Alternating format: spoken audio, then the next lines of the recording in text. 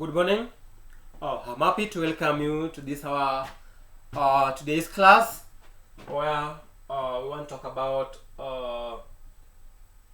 contracts.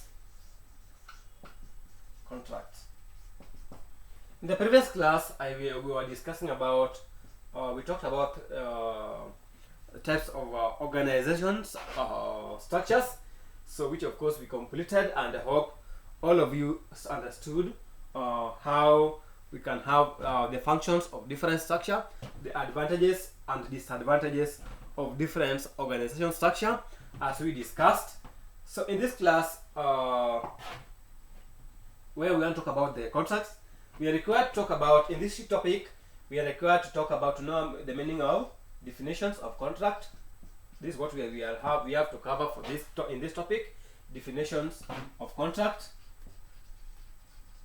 Then we have types of contracts, and their advantages types of contracts.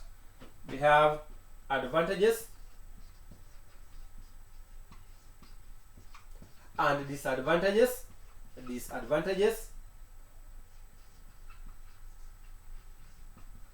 of various types of contracts.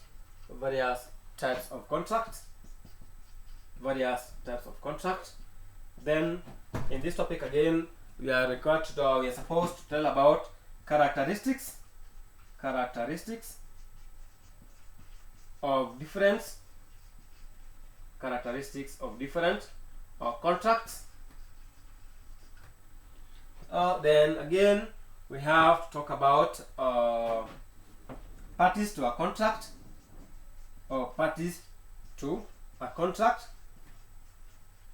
Then again, we have to talk about construction, parties to construction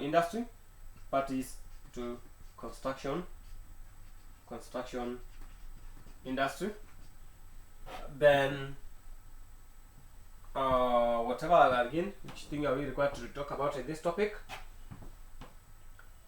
Formation of contract. Then we are required again to talk about ways in which contract can be frustrated.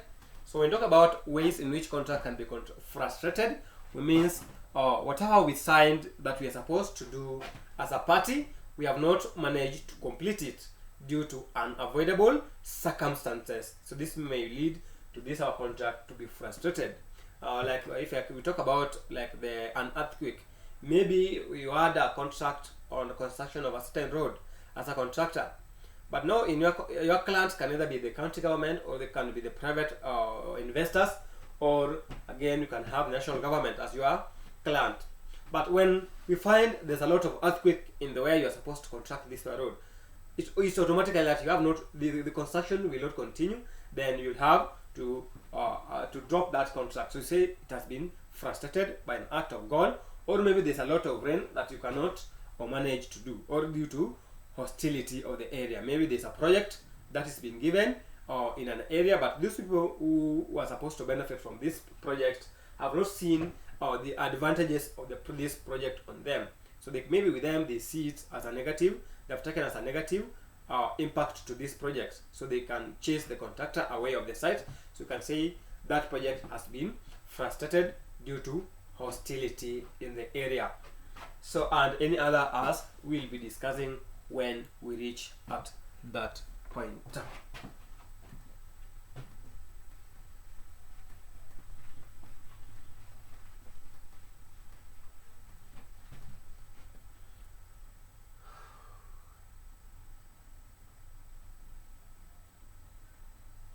So let's talk about definition.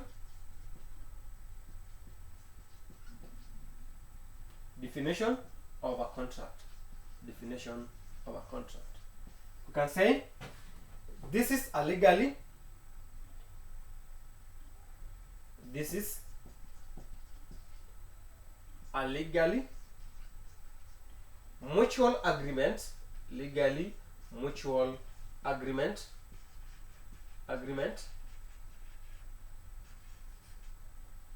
between two or more persons, between two or more person,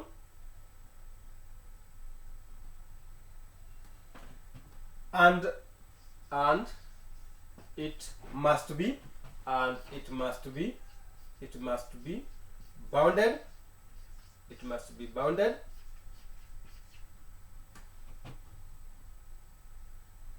in the law, so you have to sign it. Another definitions of a contract, the second definition of a contract say, this is the agreement on how the owner, this is the agreement on how the owner of the contract,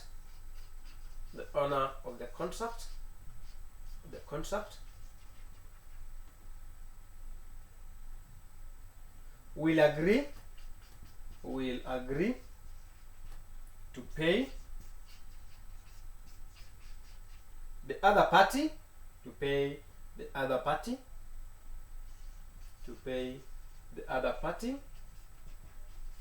on the activities they are involved in,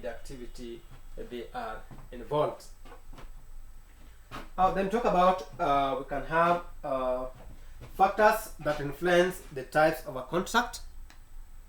So these are the factors that influence the types of contract to be signed. So before you sign any contract, you have to consider these factors into your mind, whether it is for the job or it is for the contract, whether it is for the employment or it is for the construction work. Say factors to consider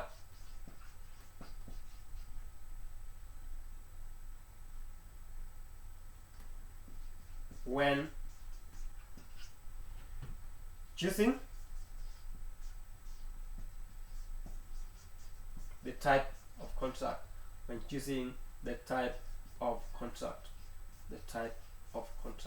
to be signed, So the first factor, we can talk about the appropriateness of providing an adequate one, the appropriateness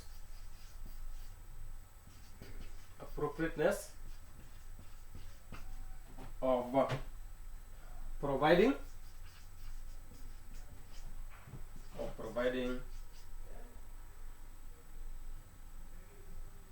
adequate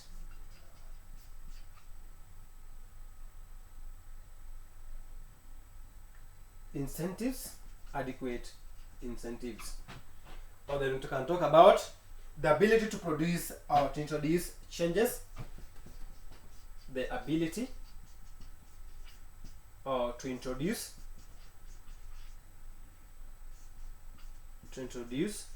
changes. Then we can have the allocations of risk. Then we can have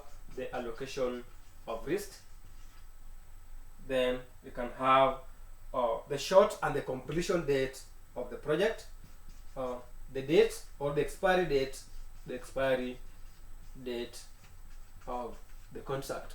When we talk about the expiry date of the contract, you cannot be given a contract now, then you're told you have to consider what is the period that I'm supposed to do this, because we have what is called the defect liability period.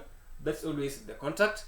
Then it means if you fail to do this job at this time, you have to pay the contractor, the client, some of the money because you have failed to do it. So you cannot be given a job. You have to consider what is the expiry date of this contract. If you feel you cannot complete the given project within the time given, then don't sign that contract. You may have to leave the contract to go. But if you feel the duration is okay with you, then you can go ahead and sign that contract. Because if you sign a contract and you fail to complete in the correct within this the span of time given, then at the end you have to pay. You will be incurred to pay the client for this. So in the next class when we meet now, we'll be talking about our types of different contracts and their advantages. Thank you.